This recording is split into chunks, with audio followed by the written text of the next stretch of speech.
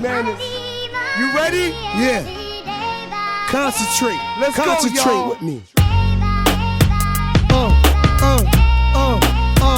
What you say? We do this day by day.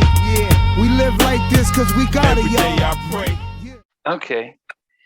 Yeah, thanks for joining us. So, we're based in the UK, but we've got a large international audience. So they come from around the world, and we always like to ask our guests just to give us an idea of where you were sort of born and raised, so at least the audience can get a picture. Because we know America is quite big, but each state is different. Yes. I was born and raised in Cleveland, Ohio. It's a small city in the Midwest, you know what I'm saying? Not, not really much, not a lot there, but it was a good place to be raised and grow up in for sure. You know, a lot of people might would have thought you were, because of your connection with Eazy-E and Ruthless, that you were born and raised in LA, and I guess because of the sound. But in Cleveland, when you were growing up, what are the things that you were influenced by, the kind of music and stuff?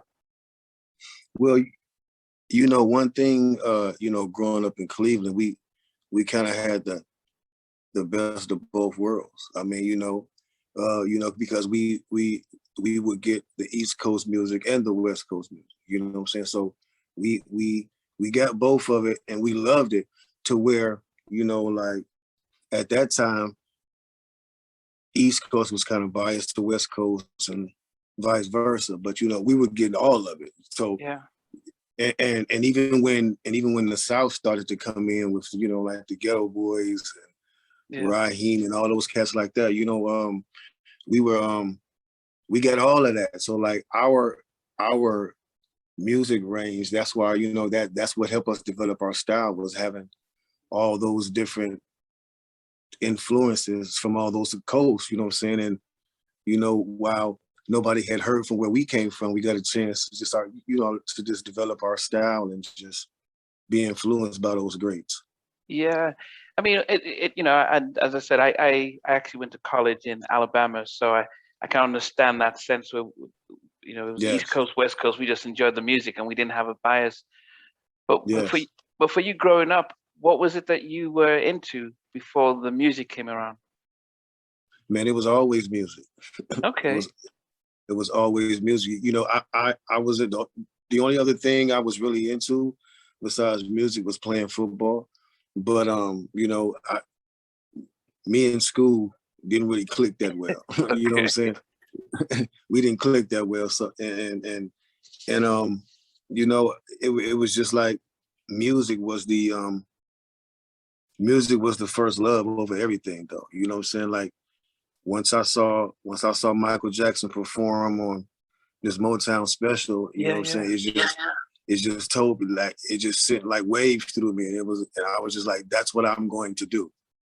And I told my mother that, and she looked at me like I was crazy. She was like, okay, all right, cool. You know what I'm saying? But I said, no, that's what I'm going to do, like for real. You know what I'm saying? And it was just, I just been on that mission ever since. And I was in like the 6th grade, like for real.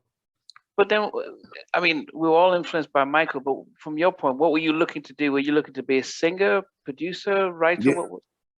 Yeah, it was just anything to do with music. Like, because I was singing back then. So yeah, this was before hip hop was, had come about. So, I was, and plus my mother and father, they played like, they played music in our house constantly.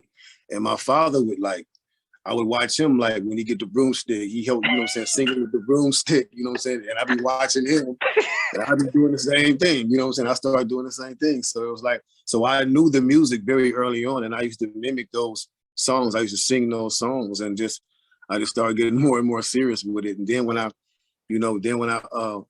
my brother brought home a LL Cool J album one day, Radio. I'm Bad? Is that, Radio? Okay, yeah.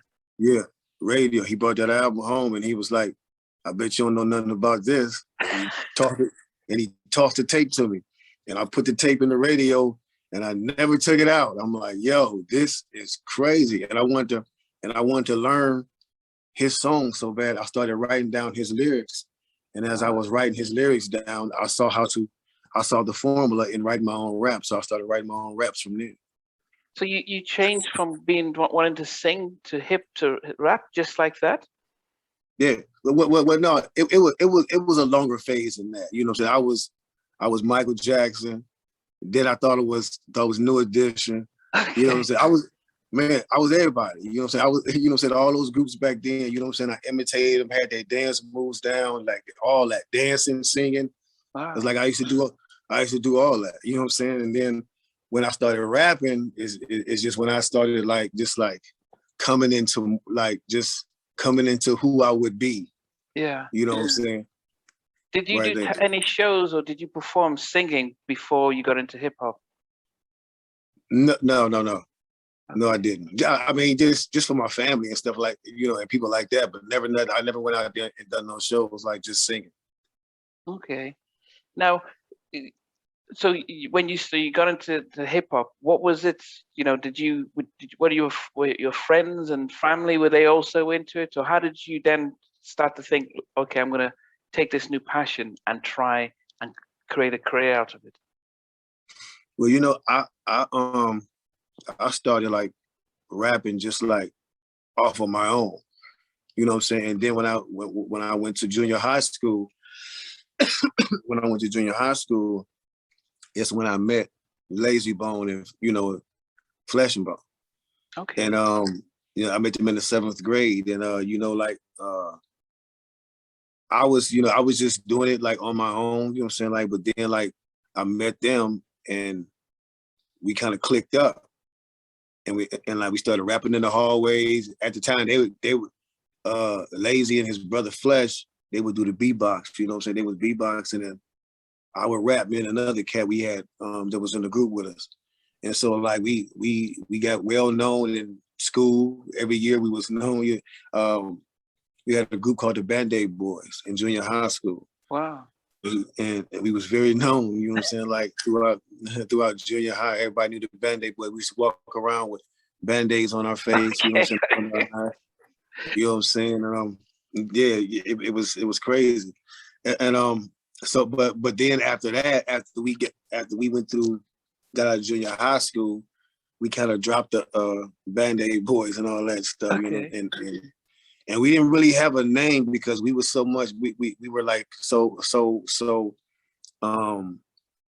unfocused because of what was going on in our personal lives and our families' homes, you know what I'm saying? We were like just out doing whatever we could do to survive at that point. In music at that time, I have to say probably that's the only time in our lives where music probably wasn't the priority, because we were trying to survive and live and just maintain. But after that, you know what I'm saying, we you know, after that, I think Layzie, you know what I'm saying, had got incarcerated for a while, and I had got incarcerated for a while. And after that, we decided that it was nothing but music. Okay. From here on out, nothing but music. We had something special. We had something different, and man, we was like, we got to put everything we got into just pursuing this and making it happen, or it's not gonna happen. And that's when we decided to come out to California. Thanks for watching. Please remember to subscribe to the channel, but most importantly, to press the notification bell so that you can be notified when we do have a new interview. Loads to come, but thanks a lot for watching.